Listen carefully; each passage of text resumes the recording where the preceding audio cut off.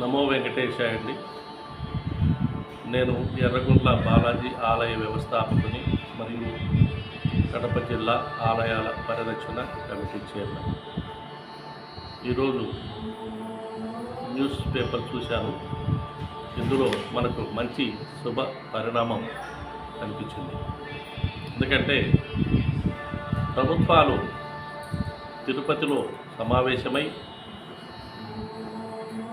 వీరు ప్రతి రాష్ట్ర రాజధానిలో శ్రీవారి దేవాలయం నిర్మించడానికి ముందుకు వచ్చారు. ఇది చాలా మంచి శుభ పరిణామం. ఇందుకు మనము ముఖ్యమంత్రి గారికి, చంద్రబాబు నాయుడు గారికి కృతజ్ఞతలు తెలియజేయాలి. ఎందుకంటే హైందవ సంస్కృతిని కాపాడడానికి ముందుకు వచ్చారు. ఇక్కడ నేను విషయం చెప్పడం ఏంటంటే, దేశం ఆర్థికంగా పురోభివృద్ధి చెందడానికి ఆలయాల ద్వారా ఎంతో అభివృద్ధి జరుగుతుంది అనేది తెలుసుకోవాల్సిన విషయం.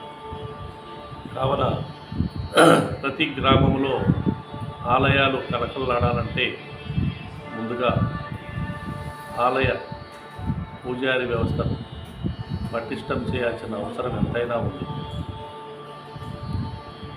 ఈ పూజారి వ్యవస్థ లేక ప్రతి గ్రామంలో ఇంతకుముందే నేను చెప్పినట్టు 80% దేవాలయాల్లో పూజారులు లేరు.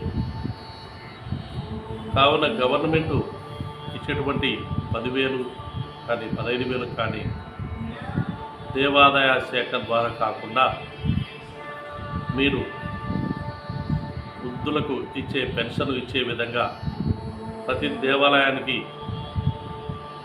అందే విధంగా ఏర్పాటు చేసినట్లయితే పూజారులు ఉంటారు. ప్రతి గ్రామంలో పూజారి వ్యవస్థ పటిష్టంగా ఉంటుంది. మిగిలిన సౌకర్యం ఆ ఆలయాల కమిటీలు చూసుకుంటాయి. కాబట్టి మీరు డైరెక్ట్గా మీరే ప్రభుత్వం ద్వారానే ఈ పూజారులకు ఎంపిక చేసి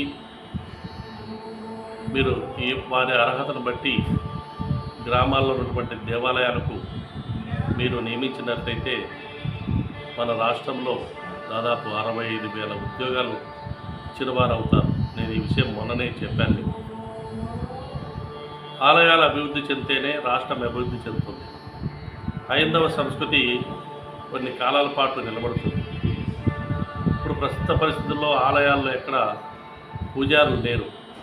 కొన్ని ఆలయాల్లో, రామాలయాలు ఇప్పటి వరకు కూడా పటం పెట్టుకొని పూజిస్తున్నారు తప్ప అక్కడ విగ్రహాలు ఏర్పాటు చేసుకోవడం లేదు. ఎందుకంటే విగ్రహాలు ఏర్పాటు చేస్తే పూజారి కావాలి.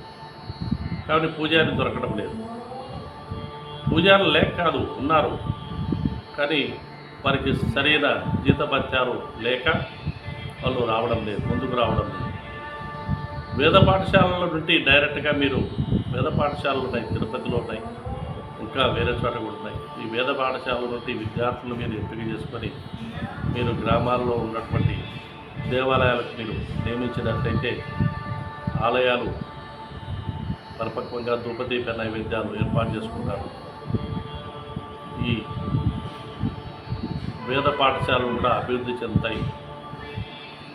సంస్కృతం కూడా నేర్పిస్తారు, వేదాలు నేర్పిస్తారు. ఎక్కడ వేదాలు పఠిస్తారో అక్కడ దేవుడు ఉంటాడనడానికి నిదర్శనం. ప్రతి గ్రామం, ప్రతి దేవాలయంలో కూడా గ్రామాలను ఏర్పాటు చేయండి. అంటే ఆలయాలను అభివృద్ధి చేయడానికి మీ వంతు కృషి చేయండి.